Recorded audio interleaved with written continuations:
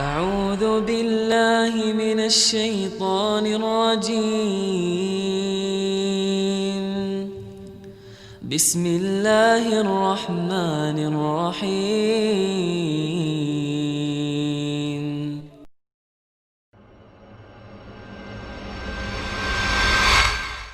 Kita akan masuk pada pembahasan 7 golongan tersebut. Yang pertama kata Nabi SAW, imamun adil. Imamun adil, imam yang adil. Orang ini adalah orang yang sangat spesial, maka dia didahulukan penyebutannya. Kenapa? Karena kebaikannya bermanfaat bagi orang banyak. Bukankah Rasulullah SAW bersabda, khairukum anfa'ukum linnas. Sebaik-baik kalian adalah orang yang paling bermanfaat bagi masyarakat. Nah, seorang imam yang adil, dia punya rakyat yang sangat banyak. Kalau dia memutuskan, membuat keputusan hukum yang adil, betapa banyak orang yang akan mendapatkan manfaat darinya.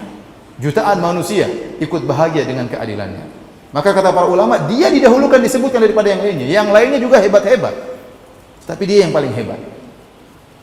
Kata Ibn Rajab Al-Hambali, kenapa dia hebat? Karena dua perkara yang ada pada dirinya. Pertama, dia seorang imam yang adil, berkesempatan baginya untuk meraih dunia sebanyak-banyaknya. Dia penguasa, dia presiden, dia raja. Namun ternyata dia tidak gunakan kesempatan tersebut. Yang kedua kehebatannya, dia menahan dirinya sehingga dia berhukum dengan hukum yang adil. Ternyata hukumnya ini bermanfaat bagi orang banyak. Oleh karenanya dalil-dalil tentang keutamaan imam yang adil sangat banyak. Contohnya, saya bacakan dalam hadis Rasulullah SAW bersabda, ahlul jannati thalathatun.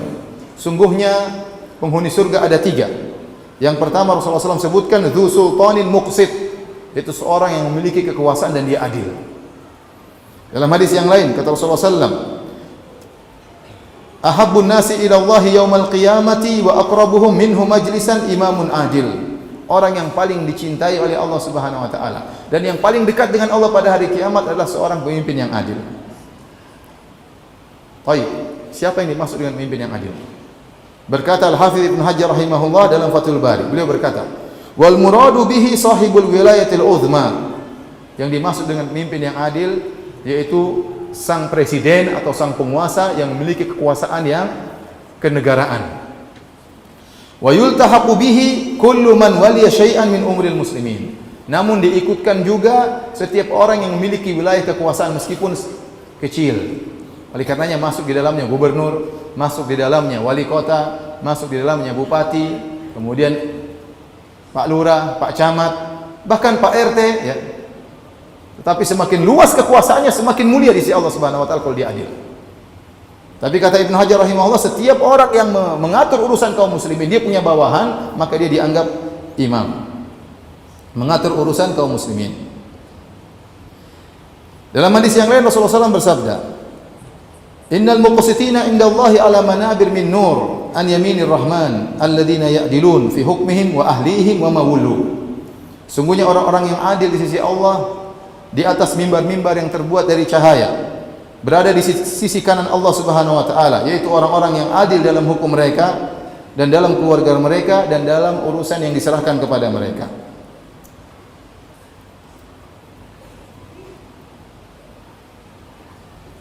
Oleh karenanya, imam yang adil berkaitan dengan semua pemimpin, baik pemimpin dalam skala besar, wilayah yang besar maupun dalam skala yang kecil, dan masing-masing mendapatkan keutamaan sesuai dengan wilayahnya.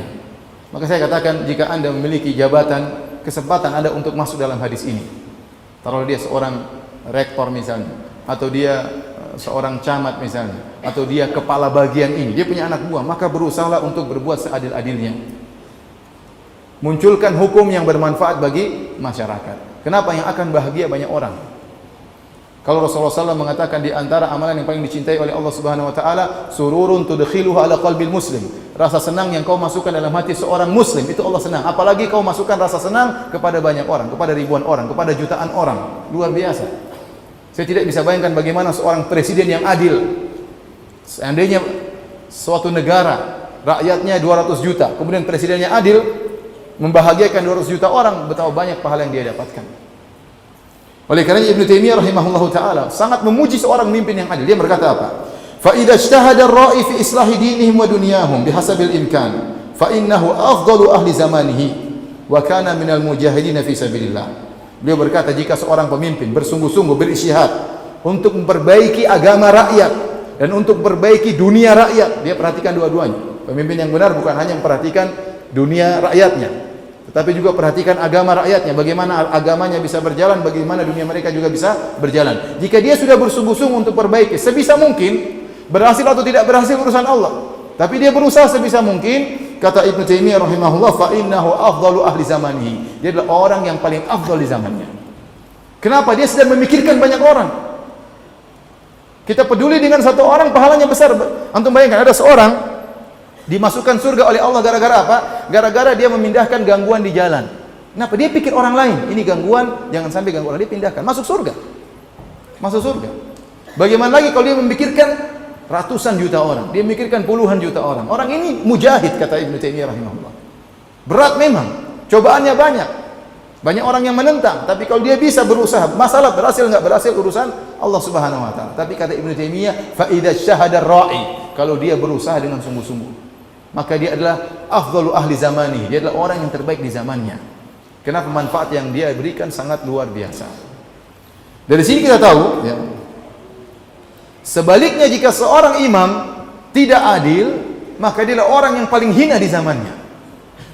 Kenapa? Dia mengganggu banyak orang. Kalau kita berbuat zalim sama satu orang, kita akan disidang oleh Allah Subhanahu wa taala dan kita akan dialog di hadapan Allah Subhanahu wa taala. Ya. Kita berbuat zalim sama orang ini akan nuntut sama kita pada hari kiamat di hadapan Allah Subhanahu wa taala. Satu orang kita zalimi bahaya. Oleh karena diriwayatkan dari Sufyan Ats-Tsauri, dia mengatakan lebih baik engkau bertemu dengan Allah dengan membawa 70 dosa antara engkau dengan Allah daripada kau bertemu dengan Allah dengan membawa satu dosa antara engkau dengan hamba Allah. Jangan sampai kau zalimi orang, meninggal dalam kondisi menzalimi orang. Kenapa? Karena orang ini akan disidang bersama engkau pada hari kiamat kelak dan dia akan menuntut kebaikan. Nah, bagaimana lagi jika orang, ya, kemudian berbuat zalim dan menzalimi rakyatnya. Presiden zalim, dia akan disidang, dituntut oleh 200 juta orang hari kiamat kelak. Mengerikan atau tidak? Mengerikan. Ya. Demikian juga menteri misalnya, anak buahnya banyak, atau kepala sekolah ternyata dia zalim, semuanya akan nuntut sama dia pada hari kiamat. Ya, mengerikan. Oleh karena tidak sama seorang mencuri dengan koruptor. Koruptor itu dia mencuri uang negara, uang rakyat dia curi. Uang rakyat dia curi. Rakyat akan nuntut dia pada hari kiamat kelak. Mengerikan. Beda kalau Anda menzalimi satu orang, dua orang, perkaranya yang Anda akan disidang selesai satu dua orang. Tapi kalau 1000 orang, 2000 orang, 1 juta orang, mengerikan. Oleh karena saya katakan, sebagaimana Ibnu Taimiyah mengatakan, imam yang adil adalah afdalu ahli zamanihi, orang yang paling top, yang paling afdal pada zamannya dan dia mujahid fisabilillah. Maka sebaliknya kalau ada imam yang jair, imam yang zalim, maka dia orang yang paling hina di sisi Allah pada hari kiamat kelak. Baik. Oleh karenanya datang ancaman-ancaman dari Nabi sallallahu alaihi wasallam. Contoh kata Rasulullah sallallahu alaihi wasallam, "Ma min 'abdin yastar'ihi Allahu ra'iyatan yamutu yawma yamutu wa huwa ghashun li ra'iyatihi illa haramallahu alaihi al-jannah." Muttafaqun alaih. Riwayat Bukhari dan Muslim. Kata Nabi sallallahu alaihi wasallam, tidaklah seorang diberikan kekuasaan oleh Allah untuk mengatur rakyatnya, kemudian dia meninggal dalam kondisi berbuat curang kepada rakyatnya. Dia tidak nasih, dia tidak berusaha mencari hukum yang terbaik, tapi dia berusaha berbuat curang, dia mengambil harta untuk dirinya sendiri. Dia tidak pikirkan rakyatnya, dia pikir kantong pribadinya. Kata Nabi SAW, haramallahu alaihil jannah, Allah akan haramkan bagi dia surga. Sebagian ulama mengatakan kenapa? Karena dia ini, ya, ingin membahagiakan dirinya dengan mengorbankan banyak orang. Kebahagiaan rakyat dia ambil untuk kebahagiaan dirinya sendiri, maka pada hari kiamat Allah haramkan surga baginya, masuk neraka jahanam. Ya. Ini ancaman yang ngeri dari Nabi SAW. Rasulullah SAW juga bersabda, inna rijalan yatakhawwaduna fi malillahi bighairi haqqin falahumun naru yaumal qiyamah. Sebagian orang mereka mengolah uang negara dengan cara yang batil, tidak benar, bagi mereka neraka jahanam, bagi mereka neraka jahanam. Kata Rasulullah SAW. Makanya ikhwan, kalau Anda berkesempatan, diberi kesempatan oleh Allah untuk menjadi pejabat, untuk menjadi kepala bagian, gunakan kesempatan ini agar Anda bisa masuk dalam hadis ini, menjadi pemimpin yang adil. Jadi selama Anda punya bawahan, punya anak buah, berarti Anda berkesempatan untuk masuk dalam hadis ini. أعوذ بالله من الشيطان الرجيم